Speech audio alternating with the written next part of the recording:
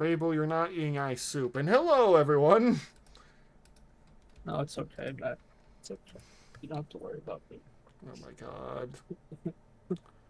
Not crying because I have all this money. Now I have to work on the third book in the series, and I'm just gonna phone it in. Well, hello, everyone. Ignored Fable being a silly goober. Oh, I'm crying. Oh my god. Anyway. I hope you're all having a wonderful day. Have some Western slop. Yeah, there is. Well, they didn't really eat slop. They ate what they could find, but yeah. There's all kinds of food in the Old West. And this apparently takes place in Texas, so yeah. They ate cowboy. Was Cowboy it like stew. cowboys? Yeah, cowboy stew. There it is. Yeah. Cowboy stew is just an assortment of what they could find. Kind of like menudo. Yeah, and I'm pretty sure cowboy stew had beans and stuff like that. Maybe some. Yeah, Maybe some like they'd have a what do you can call of beans. it? Yeah. It Which is I it makes is sense. it is a good game, but I never actually finished it. But that's neither here nor there. It's a good game, but the problem is Rockstar's very predatory and doesn't actually care for the game because they're making millions off freaking what do you call it? Grand Theft Auto, so they didn't really care Yeah. for it the way it should have been given the love. It's kind of crazy that that one Grand Theft Auto dev left and made a worse game. We're not Yeah, yeah. we don't really go over that, but maybe we'll watch a video on it because it's that bad. Anyway, into this and into the breach. But yeah, I'm wondering exactly what I was going to talk about because Texas is kind of the frontier area. There's a lot of different biomes in Texas, so you know, there's grasslands, kind of canyoning area, beaches up on. There's swamp areas. It's weird. I prefer games that let me create my own character. That's understandable. Everyone has their own preferences, Trovax. These The are thing Headley's about assorted. Texas is you can literally there are a couple laws that state you can own certain animals, especially if you like rehabilitate them or own a farm. And due to the amount of biomes we have, you can own different exotic animals. It's really nuts, actually. It is. Anyway, back into the breach. Biscuits. Factory crackers in a fancy tin. Produced by Pretty a Saint much, Denis yeah. baking company. The general store catalog describes them as exceptionally fine. Perfect for serving in the Exceptionally fine. salon, at garden parties, or militia gatherings. That description Militia reveals the gatherings. product's range. The same biscuit is marketed for domestic social events and for military rations. In practice, they Wow. appear in outlaw camps and on the tables of Saint Denis alike. Here in Saint Denis, the stores even It's put for Headley's everybody. biscuit tins on display with fine wine bottles and glasses, trying to lure in the rich folk. The era of Yeah, anonymous sacks well, of the flour best has way to given get people rich to buy something is you make it look fancy. You make it look special. You know what I mean? Right. That usually lures them in. way to branded goods with eye-catching labels. In fact, Yep. in 1898, the National Biscuit Company, later Nabisco, launched Unita Biscuits, the first mass-market crackers sold in moisture-proof packaging. This was the beginning of food branding as we know it, so Headley's fits right in with the real-world moment when packaging itself became a status symbol. Then there's Auntie Esther's classic oat cakes. These are pre-packaged horse feed, compressed oats and molasses baked into hard cakes. They are $4 a box, which, adjusted for inflation, is $130 today. I guess Dear you can't put a God. price on a good horse. You can also buy a cheese You really wedge. can't. That's all I have to say about that. That's And then cheaper. there's coffee. Funny enough, getting a good saddle, like, above anything else, even above buying a horse, a good saddle will run you the bill up, because dear God. Like, even the saddles my family has now are, dear God. You'd be surprised how much a good saddle could cost for a horse. I'm guessing I'm the only one who knows about this, but anyway.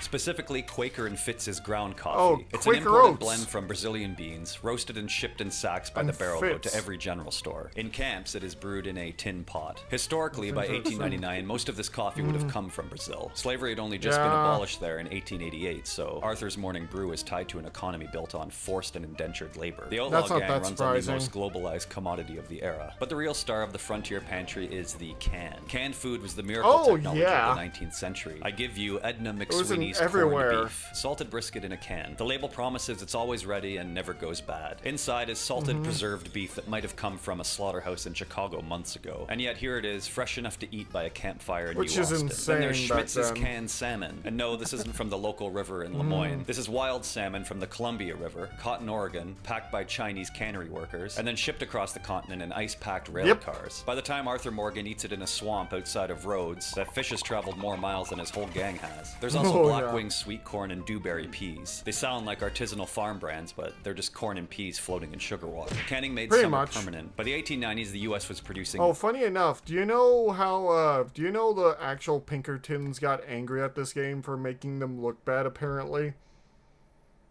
I have no idea who they are. You don't know the Pinkertons? Uh-uh. Well, at one time they were originally bodyguards for President Lincoln at one point, and then they became mercenaries and worked for companies who wanted to break up strikes. Yeah. Oh. Yeah. And they were mad that they were portrayed as bad people? Oh, there's one point where Hasbro hired them because a guy someone accidentally gave him the wrong Magic the Gathering cards, and they showed up at his door, threatening him. You know, And they're mad they're portrayed as bad people. Why? I don't know. They're stupid and think that they have a reputation to uphold. Apparently, They're not the mafia. No, stop that. Stop that right now. I You do was bad things, of course you're gonna have a bad reputation. I was surprised they were still around. To be honest, yeah, they were union busters. It's not illegal. But yeah, that was illegal, coming to someone's house and demanding them, saying they broke the law. Yeah. Yeah, no, I know, but isn't it illegal to have union busters? Is what I'm asking. Nowadays, yes. But back then, no. Oh my sweet lord. Okay. You know what I That's- mean. Yeah, I know what you mean. But And still, here's the thing. At the start of this game, the gang that you're a part of is being hunted by the Pinkertons. Okay, makes sense. Yeah.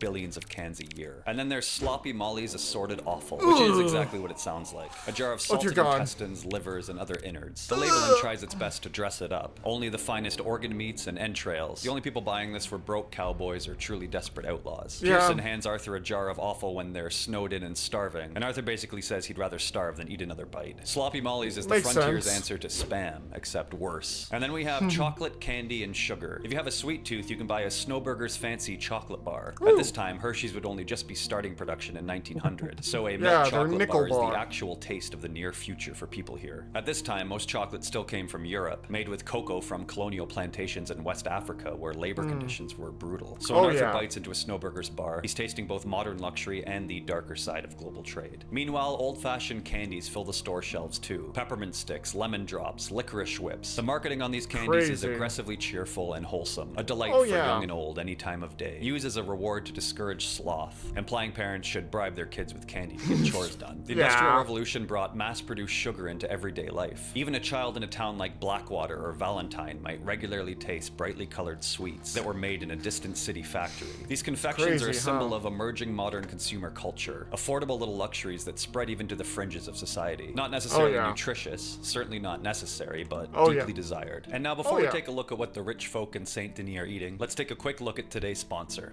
Incogn. They had a lot to worry about in the Incogn. Old West, but one thing they did not have to worry about was Typhoid, data brokers. yellow Thousands of fever, companies scarlet right now fever. are collecting Yeah. and trading your personal information, your name, your address, and they're selling that information to whoever's buying. Incogn automatically This is helps actually wipe your data surprisingly off the long, internet eh? by reaching Yeah. out to brokers on your behalf. This saves you years of work if you tried to do it by yourself. I set up my account, I gave Incogn permission, and within days I saw removals on the dashboard. A week later, dozens more were done. It's actually pretty crazy how much of your info is out there. I was also expecting to have to give it a bunch of of details for it to even begin working, but just by signing up it had enough to go on, which shows you how easy it is for a lot of these sites to get your info. I've had scam emails that have included my old addresses, and since using Incogn, those creepy and oddly specific emails have slowed down. I've also had alerts that my details were in breach for a company I'd never even heard of before. Incogn removed me from multiple brokers tied to that leak, and I didn't have to do anything but sign up. With Incogn's new custom removals feature on the unlimited and family unlimited plans, you can even paste links to random web pages where your info shows up, and their privacy experts handle the rest. In Red Dead Redemption, if enemies know your camp's location, you're vulnerable. Online, your exposed address or phone number does the same thing. It makes you a target for scammers, stalkers, even identity theft. Incogn keeps that information off the market. So go to incogni.com/bandercoot and use code bandercoot for 60% off. That is incogni.com/bandercoot, code bandercoot for an exclusive 60% off. Click that link in the description and start taking your privacy back today. Okay, and back to the food. Not everyone in 1899 was living on canned beans and salted offal. Walk into Saint Denis and you're in a different world entirely. It is Gilded Age abundance. In Saint Denis, wealth and poverty live side. God, the Gilded Age. Oh. There's a reason we call it that.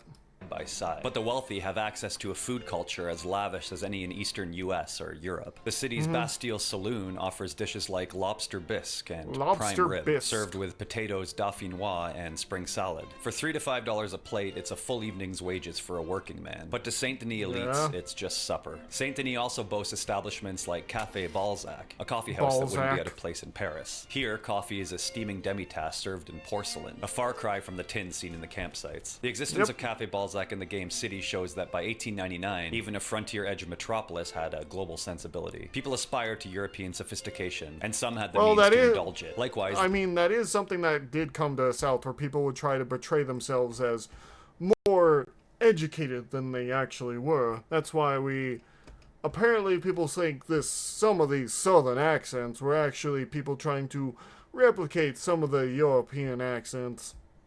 Did you know that, Fable?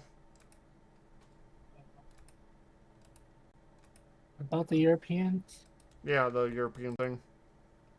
What about them? What did they do? That, you know, it was a Southern accent?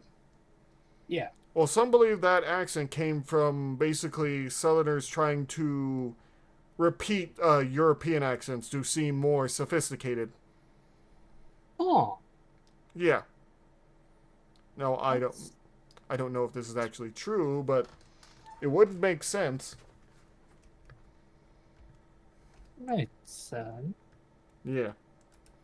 The Le Havre Bakery in Saint Denis offers daily fresh breads, baguettes, and pastries, thanks to immigrant bakers who brought their recipes and techniques from Europe. There's also hotels and restaurants in towns like Blackwater and US is a melting pot serve after hearty, all. genuine meals, a different kind of comfort food that speaks to home cooking and regional traditions. In Valentine's, Smithfield Saloon lists beef stew for $3, dark, rich, and filling. Spend a little more and you can order lamb's fry with peas and potatoes, a frontier delicacy that feels half rustic and half refined. Across town at Keen's, the menu pares down to the basics. Oatmeal for $3. A breakfast meant to keep you upright through long hours on the range. Travel south to Rhodes and the Parlor House serves cracked wheat with milk for breakfast. Simple but nourishing. Or fried catfish with greens and beans for supper. This is southern food translated through a saloon kitchen. On the Van Horn coast, the Old Light Saloon offers fish stew for $3 or lamb's heart with boiled cabbage for $5. It's a meal that tells you nothing goes to waste. In Blackwater, the saloon embraces middle-class comfort. Roast prairie chicken with green beans and mashed potatoes. For dessert, a peach cobbler. Ride west to Tumbleweed and the desert diet takes over. A big bowl of chili for $3, or slices of roast beef with corn and glazed carrots for $5. These menus sketch a whole geography in food, regional flavors and cultural influences, all served from behind swinging saloon doors. In Saint Denis, Chinatown alleyways are marked with Chinese signs, lanterns, and crates of imported tea. It's a quiet acknowledgement of immigrant communities shaping the city. Step into almost any saloon and you'll spot bottles from Baltz and Schiffer Brewing, clearly German-American breweries, echoing the wave of lager beer culture that swept the US in the 1800s. And when the gang rescues Jack from Angelo Bronte, Jack later gushes about the spaghetti. Of course, not all food comes from a catalog or saloon. Much of Arthur's diet is still caught, skinned, and cooked by hand. Hunting is still central to survival. A venison steak seared over a campfire, or even a pot of stew bulked out with freshly trapped game. These meals represent the older rhythm of life on the frontier.